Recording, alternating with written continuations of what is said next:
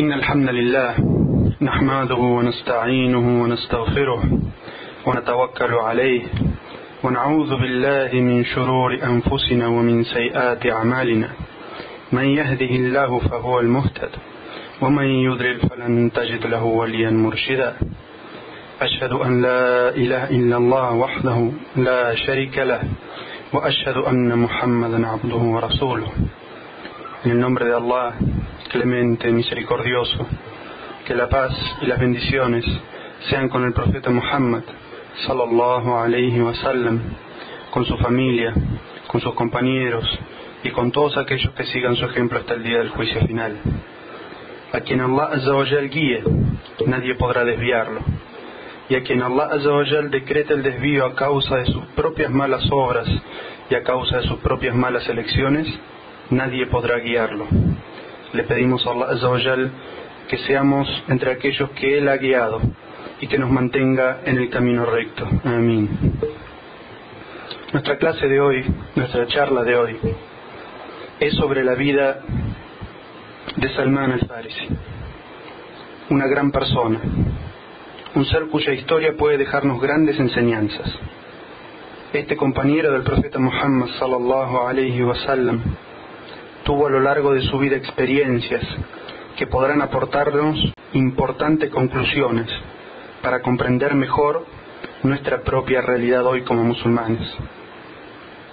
La historia de Salman al-Farisi se encuentra mencionada en distintas compilaciones de hadices, con distintos datos y versiones.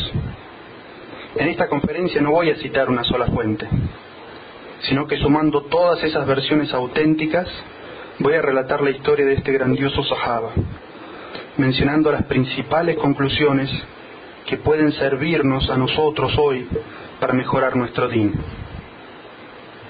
Salman al-Farisi es también conocido como Abu Abdullah y también como Salman el Bondadoso, Salman al-Khair. Cierta vez le preguntaron a Salman sobre su linaje, sobre a qué familia pertenecía, y él dijo: yo soy Salman ibn al-Islam, soy Salman, hijo del Islam. Cuando Salman al-Farisi abrazó el Islam, el mensajero de Allah sallallahu alayhi wa sallam creó un lazo de hermandad entre él y Abu Darda. Los emigrados de la Meca, los muhajirun, lo veían a Salman y solían decir: Salman es uno de los nuestros, queriendo decir Salman es uno de los primeros musulmanes. Y los habitantes de Medina, cuando veían a Salman, decían: Salman es uno de los nuestros, es decir, de aquellos que abrieron las puertas de su casa para recibir al mensajero de Allah. Pero el profeta Muhammad sallallahu alayhi wa sallam, cuando escuchó esto, dijo: no, Salman es uno de los nuestros, de Ahlul Bayt, de la gente de mi familia. La historia de Salman al-Farisi nos es relatada en el Musnad del Imam Ahmad. Esa es la narración más larga. Y el que hace la narración de la historia de Salman al-Farisi es Ibn Abbas, otro compañero del profeta Muhammad sallallahu alaihi wasallam. Y él dice al comienzo de su narración: Salman al-Farisi me contó su historia, la oí de sus propios labios. Y quizás de aquí, antes de empezar la historia de Salman al-Farisi, ya podemos sacar una primera conclusión. Y esta es que los sahabas sabían y conocían la importancia de relatar las historias por los cuales la gente había llegado al Islam, y el efecto positivo que esto tenía en los oyentes. Por lo que podemos concluir que para la da'wa es importante que los hermanos y las hermanas que hayan abrazado el Islam cuenten su historia, para que sea un ejemplo para otros y para mostrarnos la misericordia de Allah azza wa jal al descender sobre.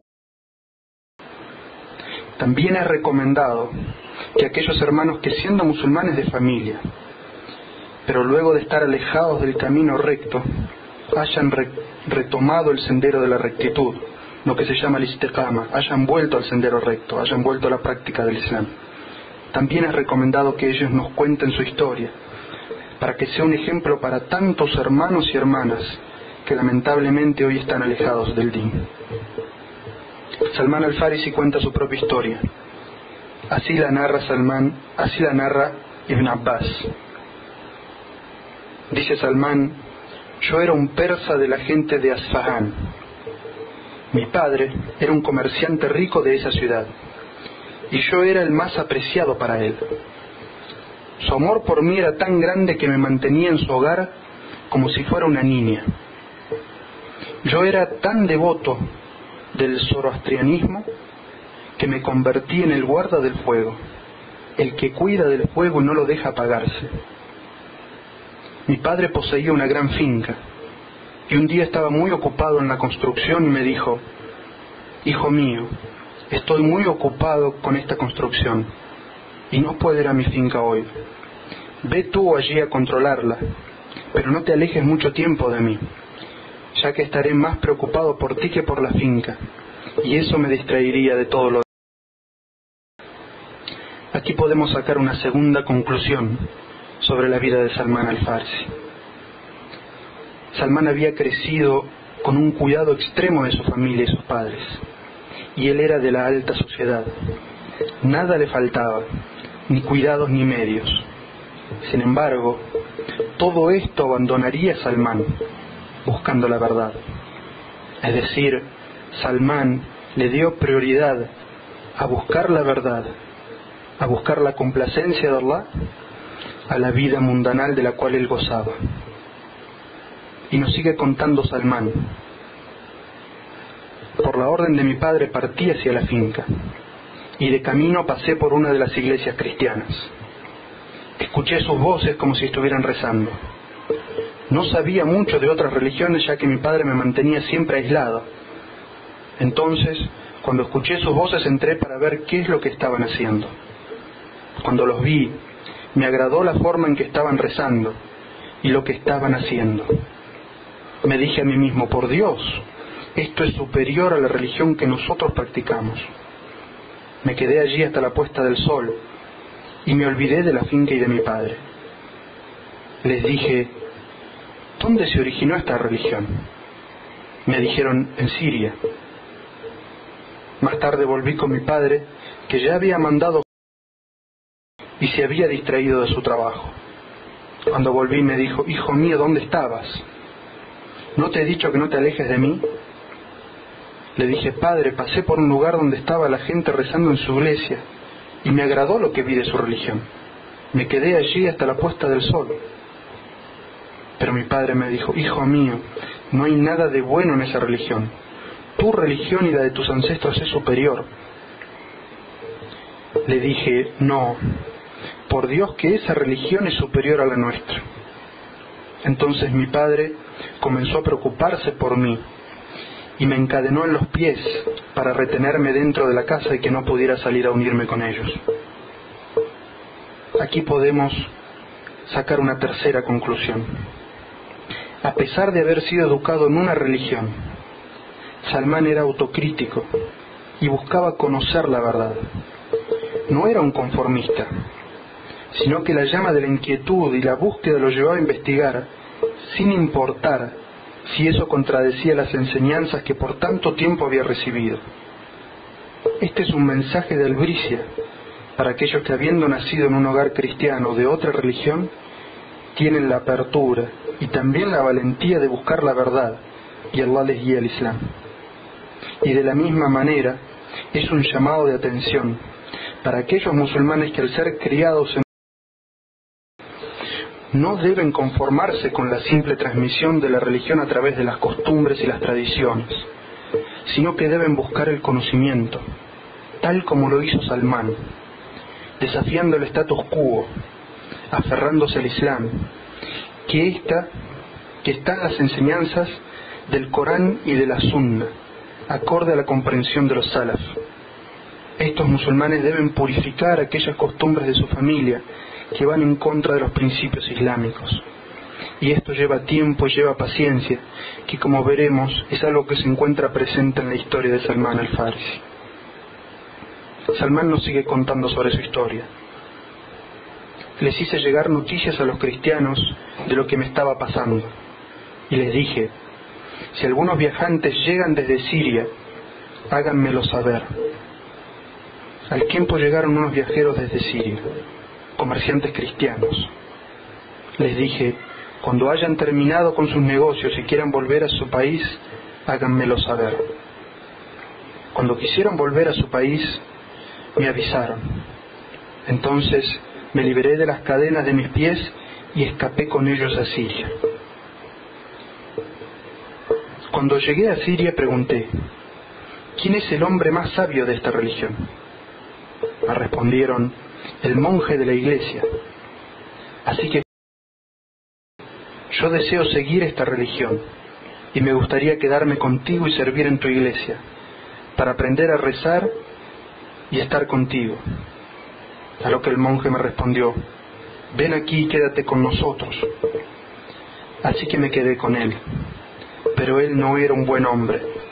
Ordenaba y exhortaba a los fieles a dar caridad, pero él se quedaba con una gran porción de la misma y no lo entregaba a los pobres. Acumuló 7 cofres de oro y plata. Yo lo odiaba profundamente hasta que murió y vinieron los cristianos para enterrarlo. Entonces yo les dije, este fue un mal hombre. Les ordenaba dar caridad, pero cuando ustedes le traían, él se la guardaba para sí mismo y no la entregaba a los pobres. Ellos le preguntaron, ¿cómo sabes esto? Muéstranos dónde está lo que acumuló. Entonces yo les mostré dónde estaban los 7 cofres llenos de oro y plata. Cuando ellos vieron eso, exclamaron, por Allah, nunca lo enterraremos dignamente. Y tomaron su cadáver y lo crucificaron y lo apedrearon. Aquí podemos sacar una cuarta conclusión. Salmán era un joven sabio y comprometido con la justicia social. Y por eso, cuando tuvo que exponer la verdad sobre este monje, no dudó en hacerlo. Quien sea testigo de una injusticia, si tiene las pruebas que evidencian ese delito, entonces debe hacerlo. Entonces debe hacer llegar esta información ante quien corresponda, para que la injusticia así sea detenida. Pero quien carezca de las pruebas o de la certeza y tenga solamente un pensamiento al respecto, debe abstenerse de difamar, porque Allah Azza wa Jal dice en el Sagrado Corán: Ya ayyuhalladhina amanu in ja'akum fasiqun binaba'in fatabayyanu an tusibu qawman bijahalah fatusbihu ala ma fa'altum nadimin. Oh creyentes, si se os presenta alguien corrupto con alguna noticia, corroborad su veracidad. No sea que perjudiquéis a alguien por ignorancia, y luego de haber comprobado que era una noticia falsa, os arrepintáis por la medida que hubierais tomado. Es decir, que si uno no tiene las pruebas para acusar a una persona, no debe hacerlo. Corroborar la información que le llega de las otras personas. Y nos continúa contando Salmán sobre su historia. Luego trajeron a otro hombre, al que asignaron en su lugar en la iglesia. Yo nunca vi a un hombre que no ofreciera las 5 oraciones diarias que fuera mejor que él. ¿Qué nos dice aquí Salmán? Nos dice, nunca conocí a un no musulmán que fuera mejor que él. Y por eso usa la frase, yo nunca vi a un hombre que no ofreciera las 5 oraciones diarias, es decir, refiriéndose a quien no es musulmán. Y continúa describiendo a este monje, dice, él se apartó de este mundo y buscó el más allá, y nadie se esforzó tan arduamente como él durante el día y la noche. Yo lo amé como no he querido a nadie antes, y me quedé por un largo tiempo con él. Cuando él estuvo cerca de morir, le dije, he estado contigo, y te he amado como nunca he amado a nadie antes, y ahora el decreto de Allah te ha alcanzado. ¿con quién me recomiendas ir? El monje le dijo: hijo mío, no sé de nadie ahora que siga el mismo camino que yo seguí. La gente está perdida, ha cambiado y abandonado la mayoría de lo que yo solía seguir. Un hombre en Mosul que sigue el mismo camino que yo seguía, ve y únete a él. Aquí podemos sacar otra conclusión. Salmán, radiyallahu anhu, nos demuestra su humildad y nos enseña la importancia de pedir consejo a los sabios para todos los asuntos. Y cuán importante es pedir consejo a los sabios sobre dónde buscar el conocimiento y con quién aprender. Aférrense a los grandes sabios, aquellos que ocupan su tiempo enseñando el Corán y la Sunna, acorde a la comprensión que tuvieron los sahabas de él. Salmán nos sigue contando sobre su historia. Cuando este monje murió y fue enterrado, fui con el monje en Mosul y le dije: tal monje en Siria me dijo cuando estaba muriendo que viniera donde ti y que tú sigues el mismo camino que él. Este monje me dijo: quédate conmigo. Por lo tanto me quedé con él y vi que era un buen hombre, que seguía el mismo camino de su compañero, pero pronto murió.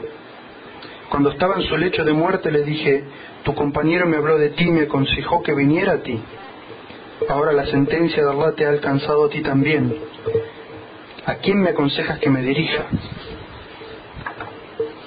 ¿Qué me aconsejas? El monje le dijo: hijo mío, no sé de nadie que siga el mismo camino que seguía yo, excepto por un hombre en Nasibein. Ve y únete a él. Salmán dijo: cuando el monje murió y fue enterrado, fui donde el monje de Nasibein y le conté mi historia. Él me dijo: quédate conmigo. Por lo tanto permanecí con él y vi que era un hombre seguidor del mismo camino que sus dos antecesores. Estaba con un buen hombre, pero pronto la muerte le llegó también. Y cuando estaba muriendo le dije: ¿a quién me aconsejas que me dirija? ¿Qué me aconsejas que haga?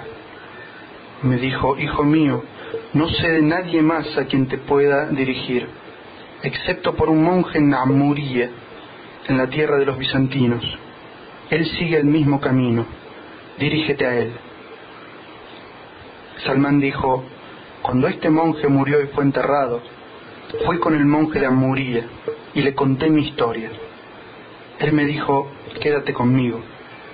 Y cuando él estaba muriendo le dije: ¿a quién me aconsejas ahora que me dirija? ¿Qué me aconsejas que haga? Me dijo: hijo mío, no sé de nadie hoy en día que siga nuestro camino, pero sé que se está acercando la era de un nuevo profeta. Será enviado con la religión monoteísta de Abraham y emergerá en la tierra de los árabes y emigrará a la tierra entre dos zonas de rocas volcánicas con palmeras datileras. Él tendrá signos que no podrán ser escondidos. Aceptará regalos, pero no aceptará caridad. Entre sus hombros se encuentra el sello de la profecía. Si puedes ir a esa tierra, entonces ve. Aquí podemos sacar una sexta conclusión. Durante todo este proceso, que duró años, podemos ver la sinceridad y la entrega de Salmán para buscar la verdad. No se detuvo ante las mínimas dificultades, ni tampoco dejó que la desilusión a causa de la corrupción y el mal comportamiento del primer monje le impidiera seguir el camino de la búsqueda de la verdad y el conocimiento. El camino de Talab al-Ilm, el camino de la búsqueda del conocimiento, es largo. No se apresuren a juzgar y criticar a los otros por lo que han aprendido en poco tiempo. Lamentablemente algunos hermanos que apenas han concurrido a una o dos clases se creen con el derecho de criticar a los sabios y a aquellos que divulgan el Islam, y que ellos han estudiado durante toda su vida y han dado de su tiempo al din. Muchas de las diferencias que existen entre los mismos sabios de la actualidad existieron entre los sabios de la antigüedad, incluso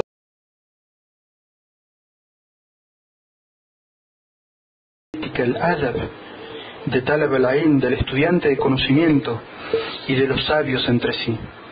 Criticaban los argumentos, pero no criticaban a las personas. No etiquetaban a quienes tenían una opinión distinta diciendo es un desviado. Siempre que esa opinión tuviera algún asidero en una interpretación válida del Corán y de la Sunna.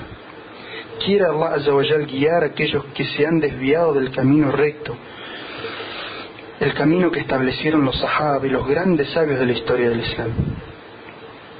Salmán nos continúa contando de su historia.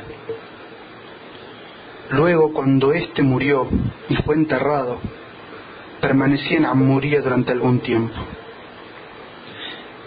Pasó un grupo de comerciantes de Kalb y les dije: llévenme a la tierra de los árabes y les daré estas vacas y una pequeña oveja. Estuvieron de acuerdo, así que les entregué los animales y me llevaron con ellos. Pero cuando llegamos a Wadi al-Qura, me engañaron y me vendieron como un esclavo a un judío.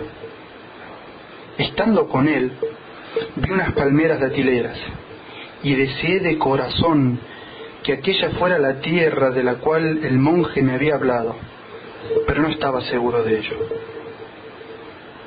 Salmán nos continúa diciendo: mientras estuve con él, un primo suyo de Banu Qurayza fue desde Medina y me compró para él. Me llevó a Medina.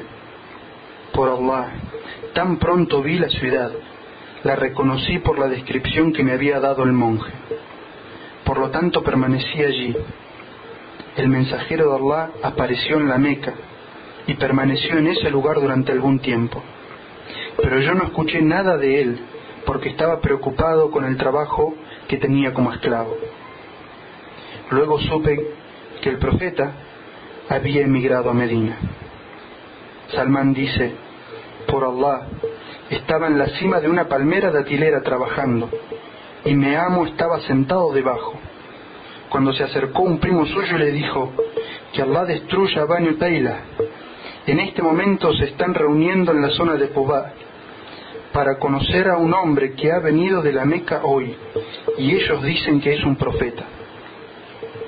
Dice Salmán: cuando lo escuché, comencé a temblar, hasta pensé que me caería encima de mi amo.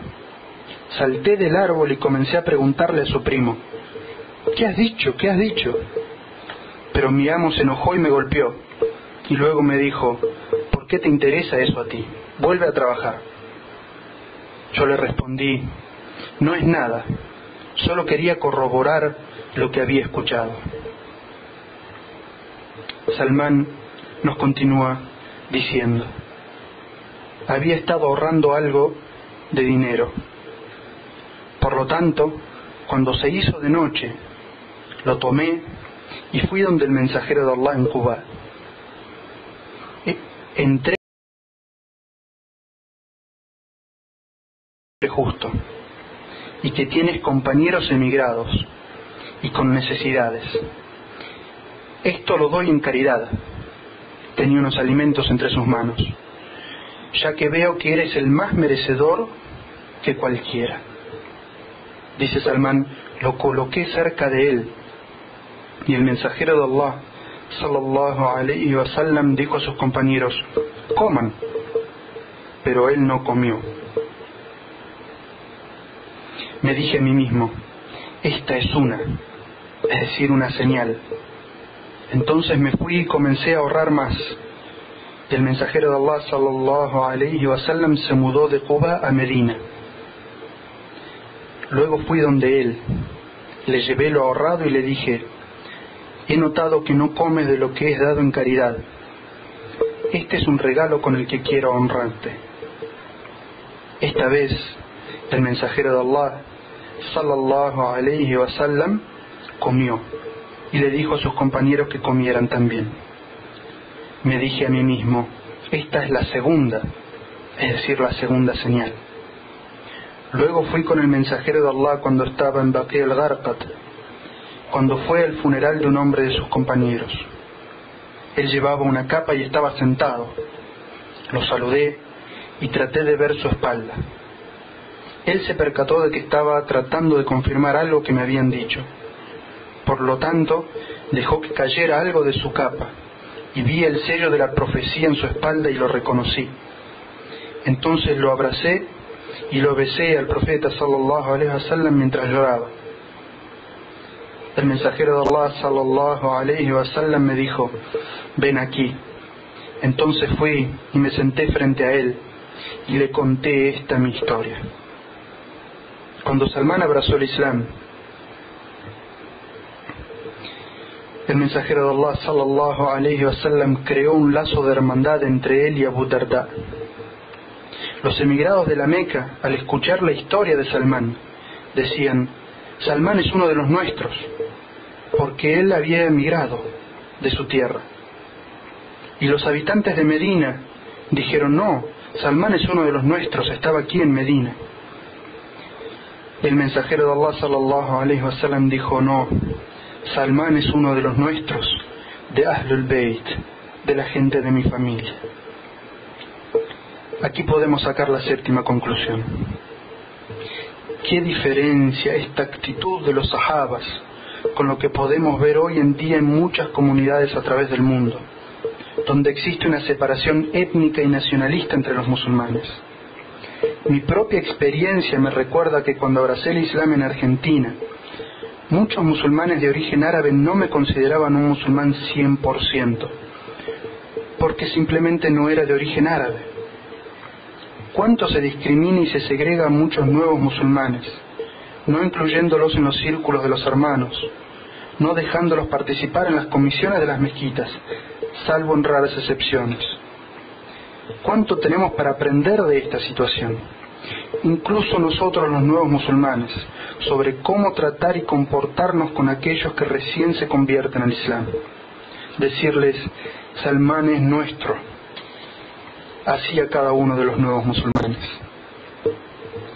Pero luego de abrazar el Islam, Salmán permaneció esclavo y no pudo participar en la batalla de Badr y en la de Uhud junto al mensajero de Allah sallallahu alaihi wasallam. Entonces el profeta sallallahu alaihi wasallam ordenó a los musulmanes que ayudaran a Salmán a conseguir su libertad de la esclavitud, y él mismo le prometió ayudarlo. Él le sugirió elaborar un contrato de emancipación con su dueño, y nos dice Salmán al respecto: entonces hice un contrato de manumisión con mi amo, según el cual yo plantaría 300 palmeras para él y le daría 40 monedas de oro. El mensajero de Allah sallallahu alaihi wasallam dijo a sus compañeros: ayuden a su hermano a conseguir la libertad. Así que ellos me ayudaron con las palmeras. Un hombre trajo 30 brotes de palmeras, y otro trajo 20, y otro trajo 50, otro trajo 10, y así cada hombre trajo acorde a lo que tenía, hasta que juntaron 300 palmeras para mí. Entonces el mensajero de Allah me dijo: ve, Salmán, y cava los hoyos donde las palmeras serán plantadas. Cuando hayas terminado, yo plantaré las palmeras con mis propias manos. Entonces cavé los hoyos y mis compañeros me ayudaron. Y cuando hube terminado, el mensajero de Allah sallallahu alaihi wasallam salió conmigo, y nosotros comenzamos a traer las palmeras cerca de él, y él las plantó con sus propias manos. Juro por el único en cuyas manos está mi alma, que ni una sola de esas palmeras se secó. Así yo pagué con las palmeras, pero todavía restaba entregar el dinero. Una pieza de oro del tamaño de un huevo le fue traída al mensajero de Allah. Él dijo: ¿qué pasó con el persa que hizo el contrato de manumisión? Me llamaron, y él me dijo: toma esto y termina de pagar lo que debes para tu libertad, Salmán. Le pregunté: ¿cómo podría esto pagar todo lo que yo debo, mensajero de Allah? Él me respondió: tómalo, y Allah te ayudará a pagar lo que tú debes. Así que yo lo tomé, y fue pesado, y juro por el único quien tiene mi alma en sus manos, que pesó lo equivalente a 40 monedas de oro, y así pagué lo que debía y conseguí mi libertad. Aquí podemos sacar la octava conclusión.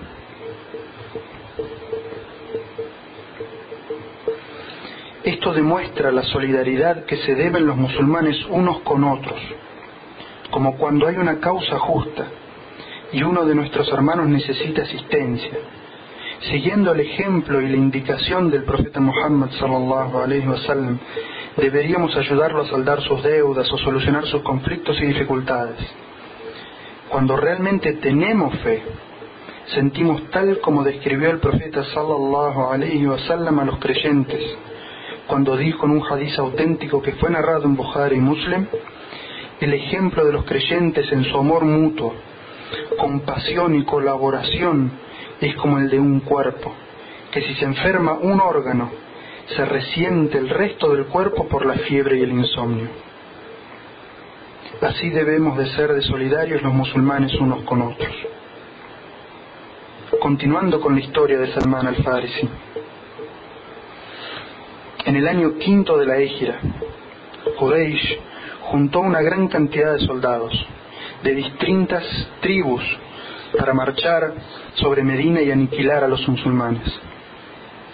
Entonces el profeta Muhammad sallallahu alaihi wasallam, tal como era su costumbre, consultó a los musulmanes sobre la estrategia que debían seguir. A esa reunión asistieron todos los sahabas, los primeros musulmanes de la Meca, los ansar de Medina y también Salman al-Farsi. Él sugirió una estrategia de defensa para la ciudad que consistía en cavar un foso que uniera los puntos armados para que el avance de los incrédulos fuera frenado y no llegaran a la ciudad. El profeta sallallahu alaihi wasallam, después de discutirlo con los musulmanes, aceptó la sugerencia de Salman. Esta batalla se conoce con el nombre de la batalla del foso, al-Handaq, y terminó siendo una gran victoria para los musulmanes. Y aquí podemos sacar otra conclusión, la novena. Subhanallah, un esclavo recientemente liberado da su opinión sobre algo que se hacía en tierras lejanas, tierras de no musulmanes, y es escuchado por el profeta de Allah sallallahu alaihi wasallam, quien enseñó a su nación que no debe ser testaruda. Todo lo que sea beneficioso de cualquier cultura que provenga, los musulmanes debemos utilizarla. Así le enseñó Allah a su profeta y a todos nosotros cuando dijo en el Sagrado Corán: وَلَوْ كُنْتَ فَظًّا غَلِيظَ الْقَلْبِ لَانفَضُّوا مِنْ حَوْلِكَ فَاعْفُ عَنْهُمْ وَاسْتَغْفِرْ لَهُمْ وَشَاوِرْهُمْ فِي الْأَمْرِ فَإِذَا عَزَمْتَ فَتَوَكَّلْ عَلَى اللَّهِ إِنَّ اللَّهَ يُحِبُّ الْمُتَوَكِّلِينَ. Por misericordia de Allah eres compasivo con ellos. Si hubieras sido rudo y duro de corazón, te habrían alejado de ti. Pide perdón por ellos y consúltales en las decisiones. Pero cuando hayas tomado una decisión, encomiéndate a Allah. Allah ama a quienes se encomiendan a Él. Es decir, que los musulmanes se deben consultar entre sí para solucionar sus conflictos. No importa el estatus social de los musulmanes. Todos tienen derecho a opinar y a ser escuchados. No es excusa que lo que se haga en los países islámicos es mejor que lo que se hace en otros países. Si lo mejor está hecho por otras personas que no son musulmanes, debemos tomarlo y sacarle provecho. Y ese fue el concepto claramente evidenciado por Salman, aprobado por el profeta sallallahu alaihi wasallam y transmitido a nosotros en los hadices a través de la historia por los sabios del hadiz. Salman radiyallahu anhu murió en el año 35 de la Égira, después de vivir una larga vida provechosa para él y para los musulmanes. Te pedimos, oh Allah, que nos concedas algo de la sabiduría que le concediste a Salman.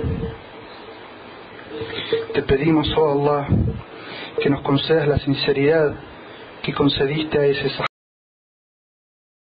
Vamos a hacer de nuestras vidas algo de lo que él hizo con su vida. Te pedimos, oh Allah, que nos concedas la sinceridad en la búsqueda del conocimiento, a aferrarnos a aquello que sea la verdad, aunque contradigan lo que digan las personas, Oh Allah, si encontramos la luz en tu libro en el Corán, concédenos luz para entenderla y fortaleza para aferrarnos a ella, aunque encontremos quien nos critique de las personas. Y Allah, si encontramos la verdad en la sunna de tu profeta Muhammad sallallahu alaihi wasallam auténtica, te pedimos que nos concedas luz para distinguir allí la verdad y fortaleza para aferrarnos a pesar de que nos critiquen las personas. Oh Allah, te pedimos la sinceridad en el corazón, que obremos por tu causa y no busquemos que las personas estén complacidas con nosotros, sino que seas tú quien esté complacido con nosotros. Oh Allah, purifica nuestros corazones. Oh Allah, purifica nuestros egos, porque no purificas sino tú. Oh Allah, te pedimos que nos concedas lo mejor en este mundo y en el más allá, y que nos concedas la sabiduría y el conocimiento y estar aferrados a tu religión. Oh Allah, perdona nuestras faltas, ten misericordia de nosotros, paga nuestras deudas. Oh Allah, concédenos salud. Oh Allah, existen un montón de hermanos nuestros que están siendo perseguidos en este momento y tienen dificultades. Oh Allah, soluciona sus asuntos. Oh Allah, cura sus enfermedades y paga sus deudas. Oh Allah, concédenos el conocimiento y estar aferrados a tu religión. Allahumma, así como nos has concedido la guía para ser musulmanes, concédenos la guía para estar aferrado a tu libro y a la sunna de tu profeta. Oh Allah, como nos has concedido la guía para ser musulmanes,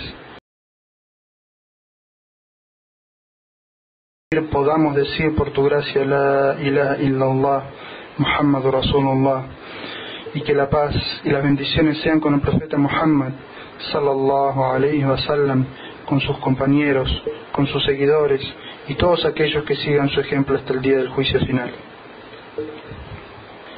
Bismillah, wassalatu wassalamu ala Rasulillah. En el nombre de Allah, clemente misericordioso, que la paz y las bendiciones sean con su profeta Muhammad. Es una situación difícil y el musulmán no debería sufrir discriminación.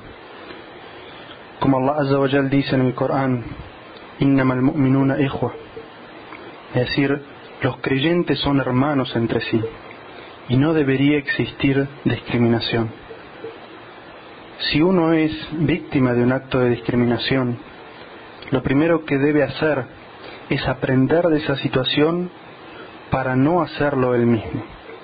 Es decir, el profeta sallallahu alaihi wasallam dijo en un hadiz: no es superior el árabe al no árabe, y también dijo, como tampoco es superior el no árabe al árabe. Es decir, el profeta sallallahu alaihi wasallam, cuando dijo estas palabras, sabía que había árabes que iban a discriminar a no árabes, como pasó en la época del profeta Muhammad sallallahu alaihi wasallam a Bilal, y también sabía que en un futuro habría gente que no sería árabe que discriminaría a los árabes. La conclusión que sacamos de aquí es que la discriminación en sí entre musulmanes, sea hecha por árabes o no árabes, es un acto prohibido en el Islam. ¿Cómo podemos solucionar esta situación? Primero, uno como nuevo musulmán no debe discutir o tratar de arreglar los asuntos por la fuerza o de la forma que estaba acostumbrado antes de abrazar el Islam, porque el Islam tiene su metodología para la solución de conflictos. Entonces, ante una situación así, ante una situación que evidentemente es una injusticia, el profeta Muhammad sallallahu alaihi wasallam nos dice: quien de vosotros vea una injusticia, que la cambie con su mano, es decir, con su acción. Y esto es para aquellos que tengan poder y resolución dentro de la comunidad. Es decir, si dentro de la comunidad islámica existe alguien que tiene autoridad y es testigo de un acto de discriminación, entonces debe usar su autoridad para que eso no siga pasando, aconsejando, prohibiendo y ordenando. Pero ¿qué pasa si no existe nadie que tenga poder, que tenga autoridad? Entonces dijo el profeta sallallahu alaihi wasallam: quien no pueda con su mano, entonces con su palabra. Y aquí es donde tenemos más campo, porque ¿qué significa cambiarlo con la palabra? Significa primero aconsejando, significa después enseñando. Y esa es la forma, si miramos, en que los nietos del profeta Muhammad sallallahu alaihi wasallam una vez estaban en un lugar donde se hace el udú, donde se hace la ablución, y se presentó ante ellos una persona mayor y comenzó a hacer la ablución, pero la hizo incorrectamente. Entonces ellos querían enseñarle a esta persona, pero ellos eran jóvenes y esta persona que se estaba equivocando era una persona mayor. Entonces ellos temieron que esta persona, por el hecho de ser mayor, no le diera importancia a la clase o a la educación que le pudieran dar dos menores. Entonces, ¿qué hicieron? Inventaron entre ellos una competencia, a ver quién hacía mejor la ablución. E hicieron la ablución comentándola entre ellos, hasta que esta persona que estaba al lado, al no sentir que le estaban hablando directamente a él, sino que estaban enseñando cómo era que hacía la ablución el mensajero de Allah, esta persona tomó el conocimiento por no sentirse humillado o degradado por dos menores. Entonces, lo que aprendimos, o lo que podemos aprender de esta situación, es que enseñar y concientizar es la mejor arma que tenemos. Enseñar, no acusar directamente. Tú me has discriminado, tú lo que has hecho es un acto de discriminación, sino dejarlo pasar, tener paciencia, buscar la mejor situación en la que no haya confrontación para enseñar sobre cómo es la cooperación y la solidaridad entre los musulmanes, y que todos los musulmanes son hermanos entre sí, y que de todos se debe escuchar la opinión, y que no es mejor el árabe que el no árabe, ni el no árabe que el árabe. Y cuando las personas escuchen esto y no sientan que los están atacando a ellos, inshallah esa situación puede cambiar. Y así es como ha cambiado esta situación y otras en muchas partes del mundo. Es decir, enseñando, concientizando, leyendo los hadices, leyendo las aleyas, hablando, pidiéndole al imam que trate esos temas en la jutba. Y esas situaciones han cambiado. Y no hubieran cambiado si se las hubiera querido cambiar por la fuerza, o tomar la mezquita por la fuerza, o buscar cualquiera de esas alternativas. Con el conocimiento la gente aprende y cambia, y eso es lo que nosotros inshallah debemos buscar para esta situación. Lo que espero que no se entienda es que uno debe callar ante las injusticias. El profeta Muhammad sallallahu alaihi wasallam dijo en un hadiz: ayuden a vuestro hermano, esté siendo oprimido o sea opresor. Los compañeros del profeta Muhammad sallallahu alaihi wasallam, cuando escucharon esto, se sorprendieron y le dijeron: mensajero de Allah, entendemos que tenemos que ayudar a un hermano que está siendo oprimido, pero ¿cómo vamos a ayudar a un hermano que está siendo opresor, que está siendo injusto con otros? Entonces el profeta sallallahu alaihi wasallam les dijo: impidiéndole ser opresor. Es decir, que si alguien es injusto con nosotros y nos oprime, tenemos que tratar de impedir que esa situación se repita. Pero la forma es tratar de cambiarla con el conocimiento, inshallah. Quiero Allah que haya respondido, inshallah, a lo que se preguntó, y quede un poco más claro las formas de poder cambiar estas situaciones. Bismillah wa salatu wa salam ala rasulillah. Bienvenido, es un gusto tenerte aquí en el foro. Y bueno, yo sé que no sé exactamente en qué ciudad de Misiones vives, pero creo que en el punto tripartito entre Argentina, Paraguay y Brasil existe una comunidad islámica bastante grande en el que hay mezquitas. Quizás allí puedas dirigirte para encontrarte con algunos musulmanes. Respecto a la situación de discriminación que yo sufrí en aquel entonces, es porque la comunidad islámica en Argentina, en su mayoría es de árabes de origen sirio-libanés, de una emigración bastante antigua, es decir, de principios del siglo XX. Y por lo tanto ahora están en segunda, tercera o hasta cuarta generación, y muchos de ellos han perdido el contacto real con la religión, y lo único que les queda es como si fuera un club árabe.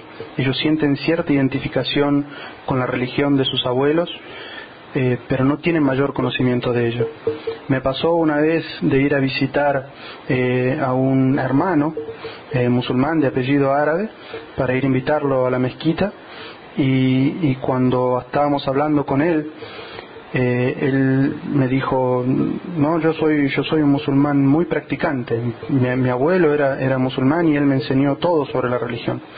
Yo todos los días cuando abro mi local de venta, leo Surat al-Fatiha. Y eso era todo lo que él sabía sobre la religión. Él no sabía que no tenía que tomar alcohol, no sabía que el cerdo era haram, no sabía que tenía que rezar 5 oraciones al día. Él sabía que su religión era que existía un solo Dios, que el último de los profetas era árabe, y que él recitaba Surat al-Fatiha cuando abría su local. Entonces, este grado de ignorancia se llegó en muchas comunidades de migrantes. Entonces, es lógico y hasta esperable que si ellos tienen una identificación que lo islámico es árabe, que ellos no consideren a aquellos que se hacen musulmanes de otras etnias como un musulmán 100% como lo son ellos, por el simple hecho de heredarlo de su familia. Pero esto, como dije, es algo que inshallah se puede revertir a través del conocimiento y la divulgación de las ciencias del conocimiento islámico. Y quiera Allah bendecirnos a todos con la sabiduría para hacer llegar este conocimiento. Y vuelvo a repetirte que es una alegría tenerte aquí, una persona que también cristiana como fue en mi origen, esté aquí buscando la verdad. Y si quieres escribirme a mi email para cualquier orientación respecto al Islam, pues bienvenido. Bismillah wa salatu wa salam ala Rasulillah. No cabe duda que a lo largo de la historia muchos cristianos que han estudiado seriamente sus escrituras han llegado a la conclusión que en sus propias escrituras se describe la llegada del profeta Muhammad sallallahu alaihi wasallam. Pero tal como vemos en este relato de Salman al-Farisi, no era un conocimiento que estuviera en boca de todos los cristianos de la época, sino que eran los monjes más sabios con los que iba a vivir y estudiar Salman al-Farisi. Existen muchos libros que uno puede encontrar incluso en esta página de islamhouse.com, donde muchos libros evidencian en las propias escrituras cristianas cómo se anuncia la venida del profeta Muhammad sallallahu alaihi wasallam. Y creo que todo cristiano que lea esos libros libre de prejuicios y con una mente abierta va a llegar a esa conclusión de la misma manera que yo llegué y que otros tantos han llegado. Y no cabe duda de que de la misma manera que Salmán había aprendido una religión de sus padres, pero tenía esta llama de inquietud de querer conocer la verdad. Muchas personas en el mundo están en esa situación, y que son muchos los cristianos que día a día entienden de alguna manera sienten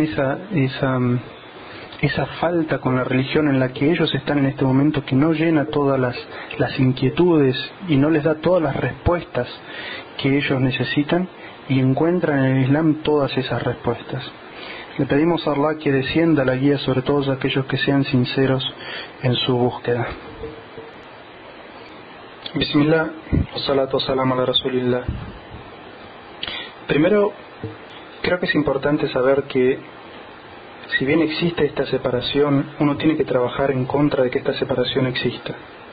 Es decir, evidentemente existe la diversidad en el Islam al punto de decir, bueno, yo soy argentino, tú eres colombiano, el hermano es árabe, y eso no debería ser ninguna diferencia entre nosotros.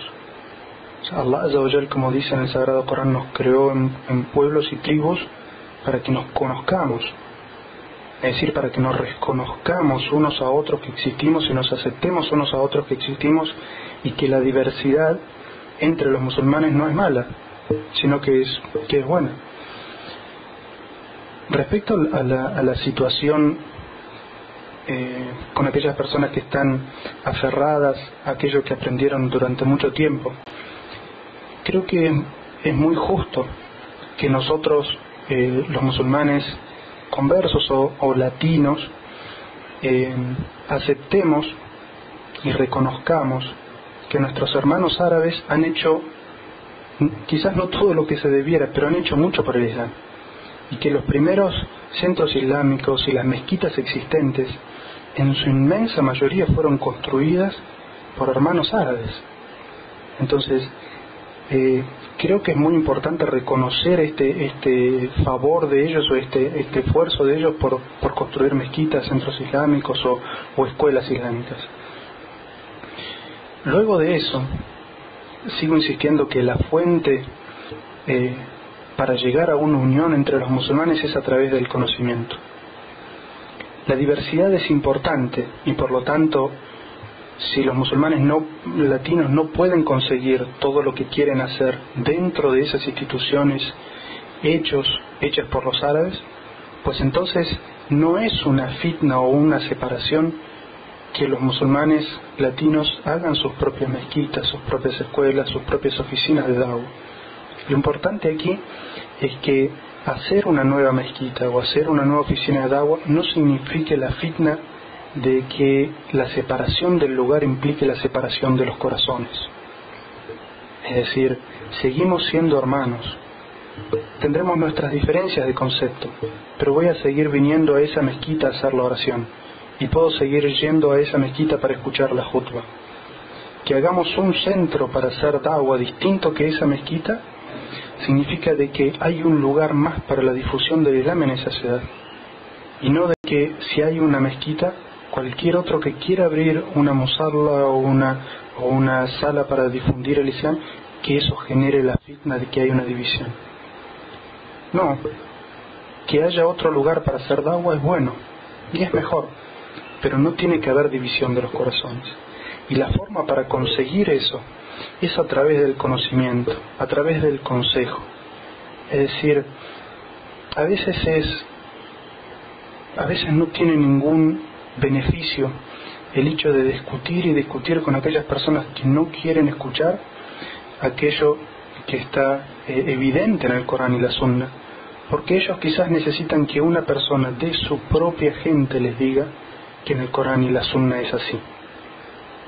De la misma manera que mencioné el relato anterior de los nietos del profeta Muhammad, quizás debamos buscar nosotros gente de su propia cultura, que hable su idioma árabe, que les pueda mostrar a ellos con pruebas del Corán y la Sunna cómo son las cosas, y quizás en esa situación sí ellos escuchen.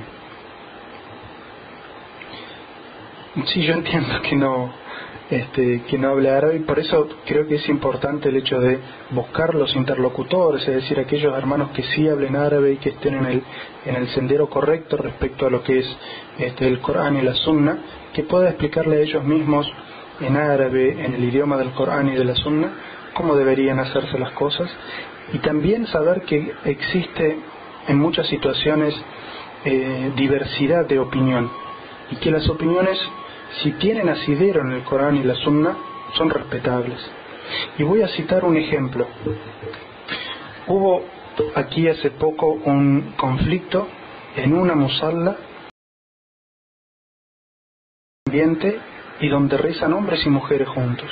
Y como dijo el profeta Muhammad sallallahu alaihi wasallam, la mejor fila para los hombres es la primera y la mejor fila para las mujeres es la última. Es decir, los hombres rezan en la parte de adelante y las mujeres rezan en la parte de atrás. En la época del profeta Muhammad sallallahu alaihi wasallam no existía división en la musalla, en la mezquita de Medina, entre hombres y mujeres. Y por eso el profeta sallallahu alaihi wasallam le decía a los hombres que no abandonen la mezquita después del salah hasta que las mujeres hayan salido. Y eso está registrado en los libros auténticos de Sunna. Entonces, después fue que comenzaron a haber separaciones entre los hombres y las mujeres, e incluso ello fue sugerido por Aisha en un hadith que está en Sahih Muslim, en el que ella dice: si el profeta hubiera visto la fitna que existe hoy con las mujeres yendo a la mezquita, habría ordenado una separación entre los hombres y mujeres. Es decir, en la sunna del profeta Muhammad sallallahu alaihi wasallam está que no haya separación. Y la sunna también, o comprensión de los compañeros del profeta Muhammad sallallahu alaihi wasallam, es que haya una separación si hace falta y es mejor, es decir, es una maslaha. Es algo que es mejor para esa comunidad porque hay mucha fitna. Entonces, en esta mezquita a la que yo estoy haciendo referencia, los hermanos llegaron a pelearse, a insultarse y acusarse de división entre unos y otros por un asunto que ambos están mencionados en la sunna. Y por eso digo que es mejor transmitir esas situaciones a la gente de conocimiento para que ellos puedan ayudar en estas situaciones. Porque evidentemente los hermanos de latinos sabían que no había divisiones y los hermanos árabes una diferencia de concepto, pero si uno lo remite a lo que es la sunna del profeta Muhammad sallallahu alaihi wasallam, verá que ambas son posibles y que hay que analizar cuál es mejor para esa situación. Entonces mi consejo es siempre tratar de recurrir a la gente de conocimiento que pueda ayudar en esas situaciones. Sallallahu ala nabiyina Muhammad. Bismillah, wa salatu wa salam ala rasulillah. Lo que figura en la narración de el Musnad del Imam Ahmad es que Salman al-Farisi se encontraba en las afueras de Medina con el primer judío que lo compró, y que luego fue comprado por el primo de este judío y llevado a Medina. Y ahí es donde dice Salman al-Farisi: cuando la vi reconocí. Es decir, que la descripción que le habían dado a Salman al-Farisi era de la ciudad de Medina. Lo que sucede es que el profeta Muhammad sallallahu alaihi wasallam, cuando emigró de la Meca a Medina, llegó primero a Quba, es decir, que es un pueblo, en este momento un barrio en las periferias de la ciudad de Medina. En aquel momento era un pueblo en las afueras de Medina, y allí se quedó por un tiempo, y ahí fue donde lo visitó por primera vez Salman al-Farisi. Es decir, que él fue desde Medina hasta Quba para visitar al profeta sallallahu alaihi wasallam. Espero haber respondido, inshallah. Bismillah, wa salatu wa salam ala rasulillah.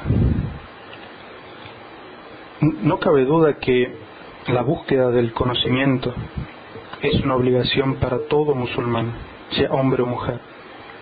El profeta sallallahu alaihi wasallam ala kulli muslim, es decir, buscar el conocimiento es una obligación de todo musulmán. Pero ¿cuál es el tipo de conocimiento que es obligación para todo musulmán saber?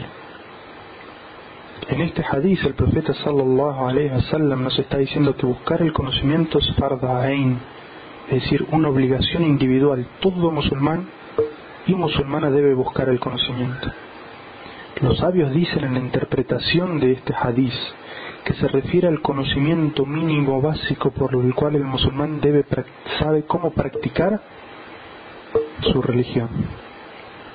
Es decir, todo musulmán y musulmana debe saber qué significa el testimonio de fe, qué significa monoteísmo, qué significa shirk, cuáles son las condiciones para que el testimonio de la ilaha illallah sea válido, cuál es el derecho del testimonio de Muhammad Rasulullah, es decir, qué es lo que debemos creer y hacer por tener fe en este testimonio.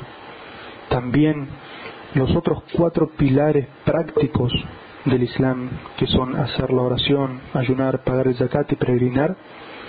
Entonces esos 4 pilares tenemos que saber con conocimiento del Corán y de la Sunna cómo practicarlos, y ese es el conocimiento que es indispensable que todo musulmán y musulmana tenga. Pero ¿qué sucede? Hay mucho otro conocimiento islámico que está fuera de esto que acabo de mencionar, mucho otro conocimiento que es importante que alguna persona tenga para poder guiar a su comunidad. Este tipo de conocimiento ya no es fard ain, no es una obligación individual, sino que es fard kifaya, es una obligación social. ¿Qué significa esto? que si algunas personas de la comunidad buscan ese conocimiento, todas las otras personas dejan de tener esta obligación. Lo que estoy queriendo decir con esto es que algunas personas deben buscar el conocimiento, y para esto evidentemente tienen que esforzarse mucho y pasar dificultades de la misma manera que las pasó Salmán, y de la misma manera que si leemos la biografía de cualquiera de los sabios o cualquiera de los sahabas o cualquiera de aquellas personas que se dedican a divulgar el Islam, van a encontrar que todos ellos pasaron por privaciones y momentos de dificultad y mucha entrega a la búsqueda del conocimiento y la investigación dentro de la búsqueda del conocimiento. Esto lleva mucho tiempo, pero no es algo que todos los musulmanes obligatoriamente tengan que hacer. Cierta vez el profeta Muhammad sallallahu alaihi wasallam se encontraba registrando gente para una batalla, pidiéndole a la gente que se anote para ir a una batalla, y vino un sahaba para anotarse, y el profeta Muhammad sallallahu alaihi wasallam le dijo: ¿acaso tus padres viven? Y él le dijo: sí. Y el profeta sallallahu alaihi wasallam le dijo: entonces con ellos esfuérzate. Es decir, no te esfuerces por el combate en la causa de Allah si tienes a tus dos padres vivos. Gánate el paraíso esforzándote en cuidarlos a ellos. Entonces, la persona que quiere ir a estudiar el conocimiento tiene que saber si él tiene las condiciones necesarias para emprender ese viaje. Porque el conocimiento no se aprende en un día o dos, ni en un año o dos. Buscar el conocimiento es algo que lleva mucho tiempo y mucho esfuerzo. Entonces, si de repente es hijo único y tiene sus dos padres musulmanes o sus dos padres a los que debe cuidar, entonces esta es una persona que no puede dedicarse a la búsqueda del conocimiento, y que aunque tenga la intención sincera en el corazón y quiera Allah recompensarlo por ello, él debe buscar cómo complacer a Allah primero en aquellas cosas que le son obligatorias, como en este caso hacerse cargo de sus padres. Entonces, aquellos que sí tengan las condiciones para buscar el conocimiento y que puedan dedicarse, tienen que saber que encontrarán en el camino dificultades. Y como bien dice el moderador, en muchas ocasiones, muchos padres y muchos familiares serán el primer escollo, la primera piedra en el camino. Porque la gente en esta sociedad en la que vivimos, en esta sociedad materialista, considera que solamente el conocimiento que produce dinero es un conocimiento válido o algo por lo que vale la pena esforzarse. Pero para aprender la religión de Allah, y normalmente si uno mira a los imames son toda gente humilde, entonces no ayudan a sus hijos a que emprendan ese camino para buscar el conocimiento. Y esto es muy difícil para aquellos hermanos que sus familias sean musulmanes, porque imagínense la presión de un hermano musulmán que quiere complacer a Allah y buscar el conocimiento y su propia familia lo desanima. En el caso de aquellos cuyos familiares son no musulmanes, quizás ello es una prueba menor, porque uno sabe que los no musulmanes raramente nos impulsarán a hacer algo que sea por el bien del Islam.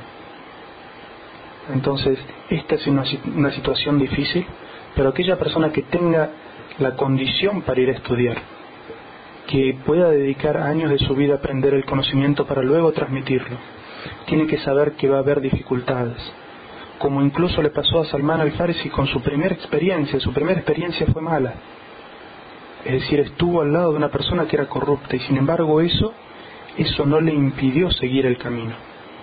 Es decir, el camino del talab al-ilm, el camino del buscador de conocimiento, de aquella persona que busca el conocimiento, va a tener dificultades, pero que tiene que aferrarse a su intención original y pedirle a Allah que le conceda lo mejor, y ser no solamente paciente sino perseverante, porque el conocimiento, como dicen los sabios, si uno le dedica poco o algo de su tiempo, el conocimiento no nos da nada. Pero si uno le dedica todo su tiempo y entrega, entonces el conocimiento nos entrega algo de él. Y así es, aquellas personas que tratan de buscar el conocimiento y siguen ligados a sus países de orígenes y tienen allí problemas, muy rara vez pueden terminar sus estudios. Pero aquellos que pueden desprenderse de las responsabilidades en sus países y ir a buscar el conocimiento, esos son los que generalmente pueden terminar. Y les pedimos a Allah Azza wa Jal que conceda facilidad a todos aquellos que tienen la intención de buscar su conocimiento sinceramente, y que les conceda buenos sabios con quienes aprender el conocimiento del Corán y de la Sunna. Y mi consejo, hermanos, es que siempre pregunten a aquellas personas con quienes van a estudiar cuál es la metodología de estudio que tienen.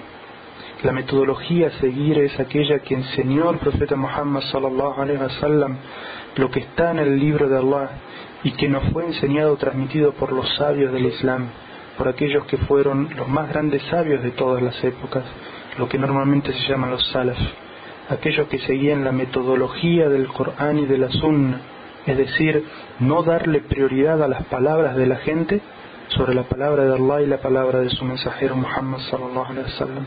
Esas personas estaban en la guía, y esa es la guía que nosotros debemos seguir. Y quiera Allah Azza wa Jal concedernos a todos esa gracia. Wa sallallahu ala nabiyyina Muhammad wa ala alihi wa sahbihi wa sallam. Y esta fue la última de las preguntas, inshallah, y una vez al mes seguiremos con estas conferencias, inshallah. Quiera Allah concedernos a todos el perdón. Si he dicho bien, eso es por la gracia de Allah, y si me he equivocado en algo, pues eso es de mi ego y de Shaitán. Y quiere Allah concedernos que, como dijo el profeta Muhammad sallallahu alaihi wasallam, los que abandonan las charlas de conocimiento, la abandonan perdonados por Allah. Quiere Allah concedernos a todo el perdón de nuestros pecados y poder aprender de este conocimiento y que nos sirva en nuestra vida como musulmanes. Wa sallallahu ala nabiyyina Muhammad wa ala alihi wa sahbihi wa sallam wa barakatuh.